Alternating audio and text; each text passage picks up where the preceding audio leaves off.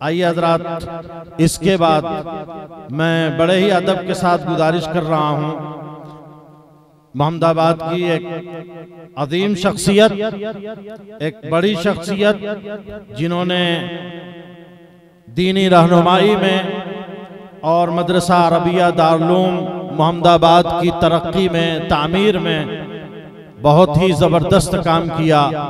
रफ़ीक़ मोहतरम हज़रत मौलाना शफीक अहमद साहब दामत बरकातुम से गुजारिश करूँगा, जो बड़ी फ़आल और मुतहर्रिक शख्सियत हैं, तशरीफ़ लाएँ और आज के इजलास की मुनासबत से और मकातिब कुरानिया के हवाले से अपने पुरमग़्ज़ बयान से हमें मुस्तफ़ीज़ फरमाएँ। अल्हम्दुलिल्लाहि रब्बिल आलमीन वस्सलातु वस्सलामु अला सय्यिदिल अंबिया वल मुरसलीन मुहम्मदिन व आलिहि व अस्हाबिहि अजमईन। अम्मा बाद फ़अऊज़ु बिल्लाहि मिनश शैतानिर रजीम। इन्नहु लक़ुरआनुन करीमुन फ़ी किताबिम मकनून ला यमस्सुहु इल्लल मुतहहरून। हाज़िरीन गिरामी, मैं मकातिब कुरानिया के एक तर्जमान की हैसियत से इस चलने वाले प्रोग्राम की एक रिपोर्ट ज़ुबानी तौर पर पेश करने के लिए यहाँ बैठाया गया। कोई बयान मकसूद नहीं है, कोई तकरीर मकसूद नहीं है। हर प्रोग्राम में, चाहे वो मदरसे का हो या किसी तंजीम का हो, उस प्रोग्राम में तंजीम और इदारा अपनी कारकर्दगी की एक रिपोर्ट आवाम के सामने रखता है, ताकि आप उस इदारे की अहमियत, तंजीम की अहमियत से वाकिफ हों और उस सिलसिले में जो कुछ भी आप ताआवुन कर सकते हैं, उस तंजीम को मजबूत बनाने में और उस इदारे को फ़ाइल बनाने में आप अपने हैसियत से अपने हिस्से का किरदार निभाएं।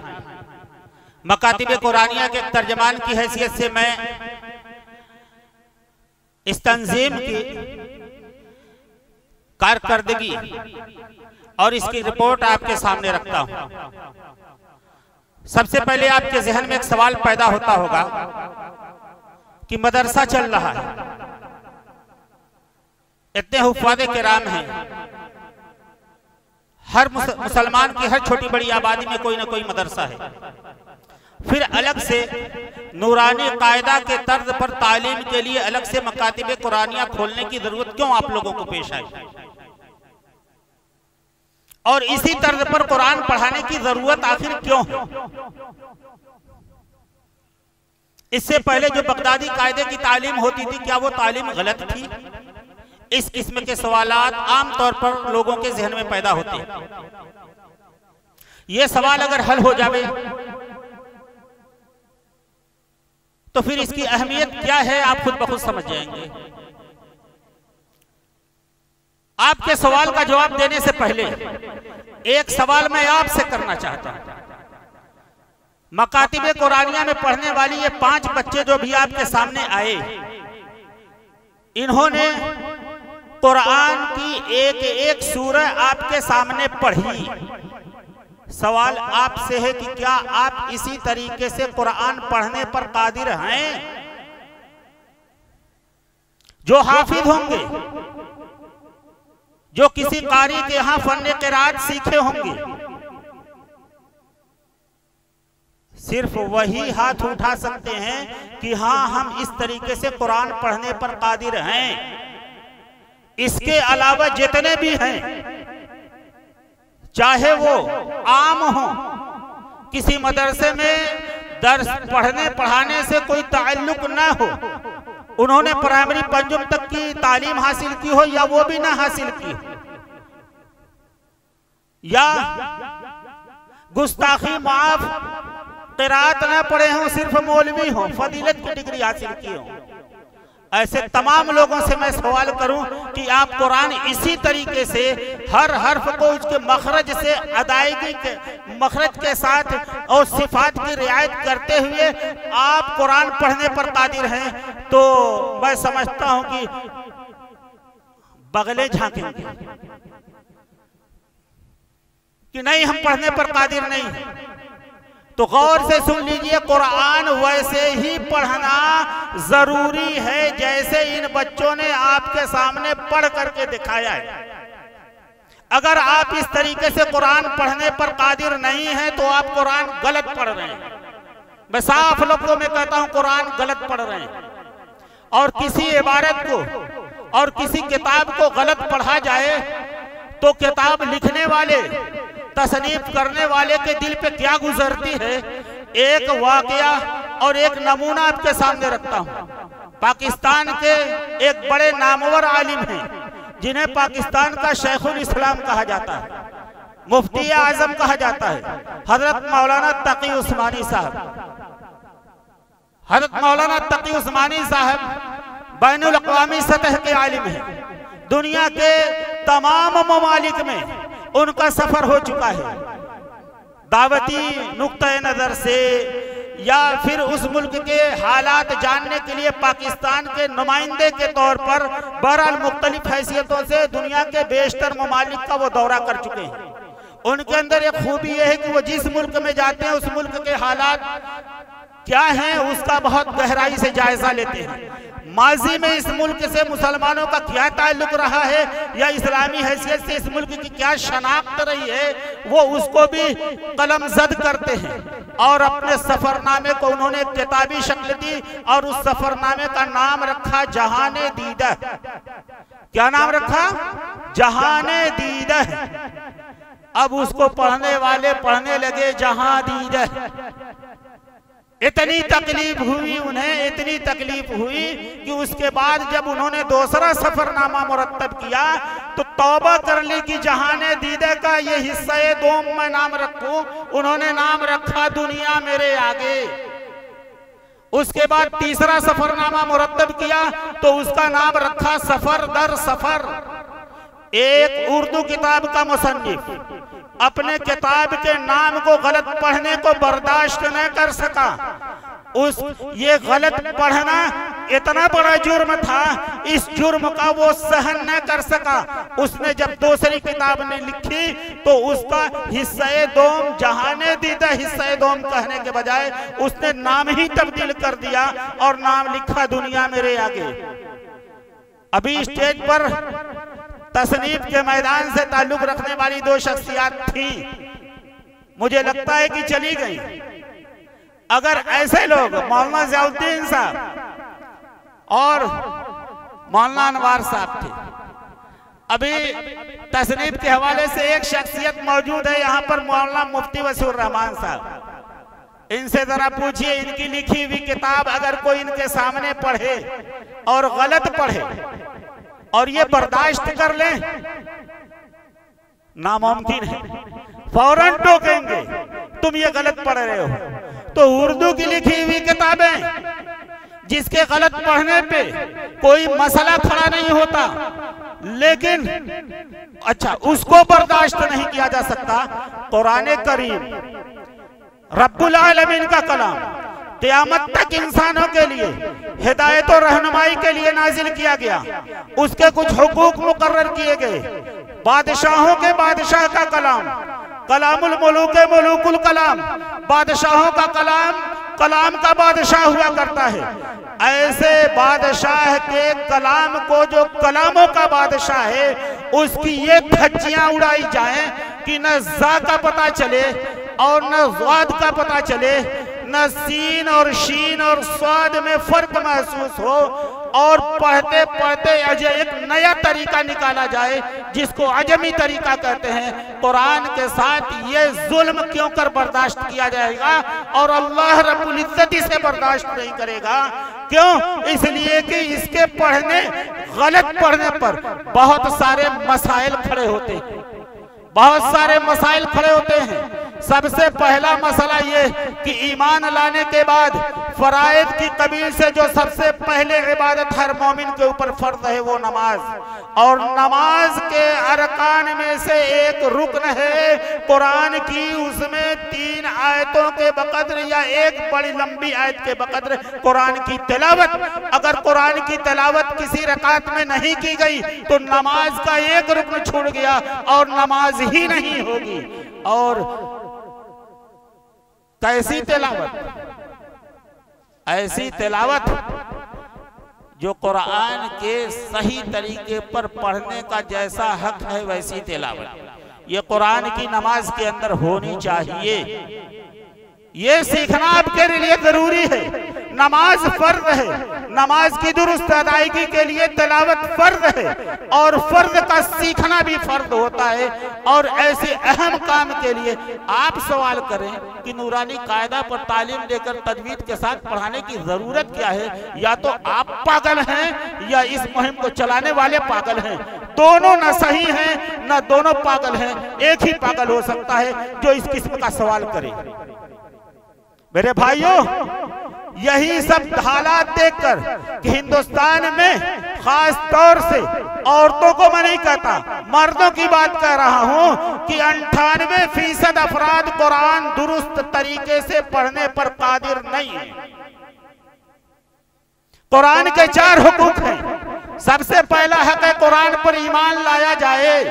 दूसरा हक है सही तरीके पर, जैसा कि कुरान के पढ़ने का हक है उस तरीके पर उसकी तिलावत की जाए। तीसरा हक है उसके मानी और मफाहिम पर गौर किया जाए, तदब्बुर किया जाए। और चौथा हक ये है कि उस पर अमल किया जाए। पहला हक अल्हम्दुलिल्लाह सारे मुसलमान अदा कर रहे हैं। सब कुरान को अल्लाह की किताब मानते हैं और कुरान पर ईमान रखते हैं। कुरान के एक एक आयत को, एक एक हर्फ को, जबर और जेर पेश को कलामे इलाही का जुज़ समझते हुए उसका एहतराम करते हैं। लेकिन जहां तक दूसरे हक की अदायगी की बात है, 98% तबका इसमें तसाहुली बरत रहा है। क्यों कर बर्दाश्त करेगा? अहले इल्म तबका और दीन से ताल्लुक रखने वाला, तालीम और तदरीस से ताल्लुक रखने वाला तबका क्यों कर इस तसाहुली को बर्दाश्त कर पाएगा? हालात से समझौता क्यों कर पाएगा? कोई समझौते की राह नहीं। इसलिए ये एक निजाम चलाना निहायत जरूरी था कि मकातिब कुरानिया के तर्ज पर के नाम से नूरानी कायदा से इसकी तालीम शुरू की जाए, ताकि यहाँ से पढ़ने वाला बच्चा इस लायक बन सके कि कुरान को उसके हक का, कुरान का हक अदा कर सके तिलावत की हैसियत से। कुरान का दूसरा हक अदा कर सके, जिस तरीके से कुरान पढ़ा जाना चाहिए उस तरीके से कुरान पढ़ ले, ताकि कभी अगर नमाज में इमामत की जरूरत पड़ जावे तो इमामत भी कर ले। आज मुसल्लियों से मस्जिद भरी हुई है, इमाम साहब गायब है, हर आदमी दूसरे को ठोंगा मारता है कि आप चलिए आप चलिए आप चलिए। क्यों? इसलिए कि पीछे मुसल्लियान में 100 हैं और 100 में से कभी कभी ऐसा होता है कि एक शख्स भी तिलावत दुरुस्त तरीके पर करने पर कादिर नहीं हो, तो नमाज क्यों कर पढ़ा पाएगा? ये सूरत हाल है और इस सूरत हाल को बदलने के लिए हर मुसलमान जिम्मेदार है। जो कुरान पर ईमान रखता है उसकी जिम्मेदारी है कि कुरान की तालीम को सही तरीके पर जारी करने का एक माहौल बनाया जाए, वरना हम सब काबिले मुआखजा होंगे। हम सब ये जिम्मेदार बनाए गए, इसलिए कि आप मोहल्ले के जिम्मेदार न सही, कम से कम जो बच्चे आपने पैदा किए उन बच्चे को सही तरीके से कुरान पढ़ाने की जिम्मेदारी तो आप पर है। अपने खानदान की, अपने घर वालों की जिम्मेदारी आपके ऊपर है। किसी भी तरीके से अगर आप साहब औलाद हैं तो आपके लिए फरार मुमकिन नहीं है। हर शख्स की जिम्मेदारियों को मुनज़्ज़म तरीके से, मुरत्तब तरीके से अदा करने के लिए एक निजाम बनाया गया है। उसी निजाम का नाम है मकातिब कुरानिया और इसकी जरूरत इसीलिए पेश आई है। अल्हम्दुलिल्लाह यहां एक निजाम चलाया जा रहा है जिसकी शुरुआत यूं हुई कि सबसे पहले मरकज मऊ से राब्ता किया गया, वहां के जिम्मेदारों से बात की गई। उन्होंने कहा कि यहाँ पर मुअल्लिमीन की तदरीब के लिए, मुअल्लिमीन तैयार करने के लिए हमारे यहाँ एक सिस्टम चल रहा है, आप अपने यहाँ से अफराद को भेजिए। लोगों से बातें की गई लेकिन लोगों ने तवज्जो नहीं दी। बिलाखिर हमने यहाँ तक कहा कि भाई आप लोग तैयार हो जाइए पढ़ने के लिए। वहां से गुजारिश की जाएगी मरकज से, ताकि वहां से कोई ट्रेनिंग देने वाला कोई मुअल्लिम भेजा जाए। बहरहाल वो तो उनके निजाम में नहीं था, लेकिन हमारी गुजारिश पर उन्होंने तवज्जो दी। एक कारी साहब वहां से आए, कारी हफीजुर रहमान साहब, और लगातार 5 महीनों तक आकर के यहाँ 6 अफराद को उन्होंने ट्रेनिंग दी, 6 मुदर्रिसों को उन्होंने ट्रेनिंग दी, और बाकायदा उन्हें इस मामले में मुकम्मल इस फन की तकमील करा दी, और उन्हें सनद अता की गई मरकज मऊ की तरफ से कि आप हजरात अब नूरानी कायदा की तालीम देने के अहल हैं। उसके बाद मोहम्मदाबाद की मसाजिद को से राबता कायम किया गया, तो कुछ मसाजिद के जिम्मेदार हजरात ने बहुत मुस्बत जवाब दिया। एक मकतब चालू किया गया बाईपास रोड पर मस्जिद नईम में, जिसके उस्ताद हजरत मौलाना कारी मोहम्मद उबैद साहब, जो दारुल उलूम मोहम्मदाबाद के उस्ताद भी हैं अल्हम्दुलिल्लाह, वो उस्ताद उस मकतब के मुकर्रर किए गए, और अभी उनके उस्ताद का पहला नंबर का जो बच्चा था ये उन्हीं का पढ़ाया हुआ, जो इसने आपके सामने तिलावत की थी। एक मकतब का इंतजाम हुआ मस्जिद सलमान फारसी मोहल्ला शेखवाड़ा में, जिसके मुअल्लिम हाफिज गुफरान जमाली साहब, जिन्होंने यहाँ पे दारुल उलूम में जो ट्रेनिंग चलाई गई थी, जो निजाम चलाया गया था, वहां पे आकर के उन्होंने भी ट्रेनिंग ली। तीसरा निजाम कायम हुआ, हमारा मकतब चालू हुआ मोहल्ला शेखवाड़ा कलेक्टर साहब की बाग वाली मस्जिद में। बच्चों की ज्यादती को देख करके वहां पर 2 मुअल्लिम की जरूरत थी। एक मुअल्लिम मुकर्रर किया गया हजरत मौलाना मोहम्मद ताहिर साहब को, और दूसरा मुअल्लिम मुकर्रर किया गया हजरत कारी हाफिज फखरुल आबिद साहब को। ये दोनों हजरात दारुल उलूम बरईपुर के मोहम्मदाबाद के अंदर ये तदरीसी खिदमत अंजाम दे रहे हैं और इसी शोबे से वाबस्ता है। उसके बाद चौथा मकतब मस्जिद अबू बकर सिद्दीक मोहल्ला फरीदाबाद दक्षिण जानिब, ये मकतब खोला गया, और इसमें भी बच्चों की तादाद माशाअल्लाह अच्छी खासी रही, और इसके मुअल्लिम हाफिज हंदला अल्हम्दुलिल्लाह ये अभी दारुल उलूम मोहम्मदाबाद में ज़ेरे तालीम है, और तालिब इल्मी की ही हालत में उन्होंने असातिज़ा के साथ बैठ करके एक शौक था कि मैं भी नूरानी कायदा पढ़ाने की लियाकत हासिल कर लूं। उन्होंने नूरानी कायदा की तालीम हासिल की, और बाकायदा वो मुदर्रिस और बेहतरीन नतीजा पेश कर रहे हैं अपना। उसके बाद 5वां मकतब खोला गया मस्जिद बिलाल में, जो भी आपके सामने ये मस्जिद है। बच्चों की तादाद अल्हम्दुलिल्लाह अच्छी खासी है, और इसके मुदर्रिस बीरा से तशरीफ लाने वाले हाफिज मोहम्मद अरकम साहब हैं।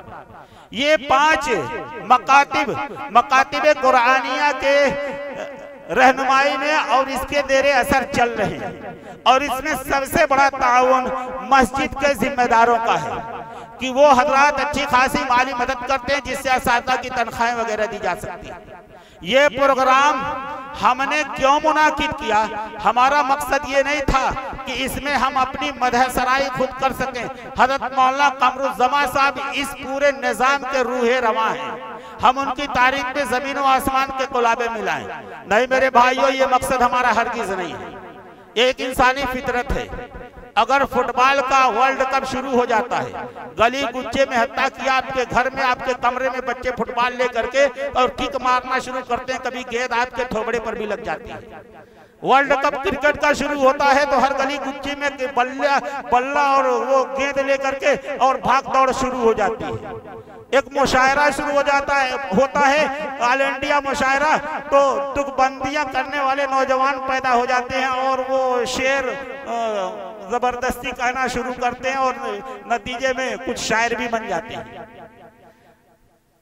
आपके गली मोहल्ले से खेलने वाला एक बच्चा जो फुटबॉल की शुरुआत करता है, अगर अपनी मेहनत कमाहू अगर करता है तो वो आलमी सतह पर, आलमी मंजरनामे पर वो नजर आता है।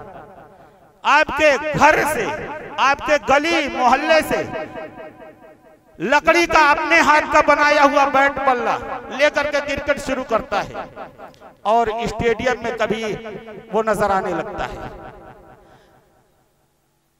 चैतय्यवा मुशायरा सुन करके एक शख्स तुकबंदी शुरू करता है और कभी मुशायरे के स्टेज पर शायर की हैसियत से नमूदार होता है।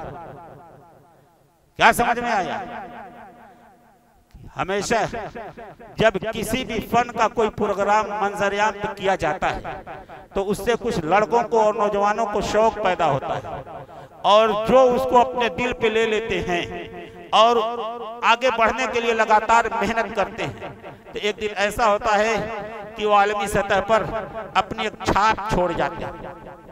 ये हमारा प्रोग्राम कराने का मकसद भी यही है कि आप सुने, आप देखें और खुद अपनी कमी का एहसास करें कि मैं कुरान जैसे पढ़ रहा हूँ। आप खुद अपने बारे में फैसला कर सकते हैं कि कुरान जैसा मैं पढ़ रहा हूँ, आया ये कुरान दुरुस्त है या नहीं। जो कुरान अभी बच्चे ने तिलावत किया था, नूरानी कायदा पढ़ने वाला बच्चा था, ये इसके मुताबिक मैं कुरान पढ़ रहा हूँ या नहीं।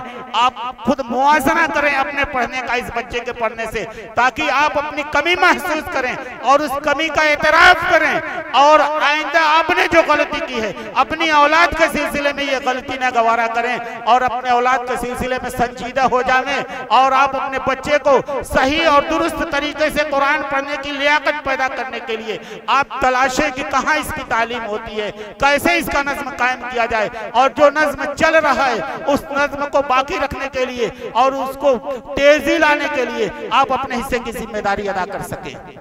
तो इस निजाम को घर घर पहुंचाने के लिए, हर फर्द के दिल में इसकी जरूरत का एहसास कराने के लिए यह प्रोग्राम मुनाकिद किया गया है, अपनी लंतरानी के लिए मुनाकिद नहीं किया गया। मैं समझता हूं कि मेरी इन बातों से आप हजरात इसकी अहमियत का अंदाजा लगा चुके होंगे कि इस प्रोग्राम की अहमियत क्या है और ये मकातिब कुरानिया के जरिए जो तालीम का सिस्टम चल रहा है वो सिस्टम कितना जरूरी है, कितना अहम है। इसलिए आप हजरात से गुजारिश है कि जहां कहीं भी आप हों इस सिलसिले में आप हमेशा मुतहर्रिक रहें और बेदार रहें। अपने बच्चों के सिलसिले में आप इंदल्लाह मुआखज़े के जवाबदेह हैं। आपने अगर 4 बच्चे पैदा किए, उन बच्चों को, चारों बच्चों को कुरान कम से कम दुरुस्त पढ़ाने के लिए आप अपनी जिम्मेदारी का एहसास करें। खुदा करे कि ये प्रोग्राम नाफे हो, मुफीद हो और आपके दिलों में एक तहरीक पैदा करने का सबब और जरिया बने। वाखिर दावाना अनिल हम्दुलिल्लाहि रब्बिल आलमीन।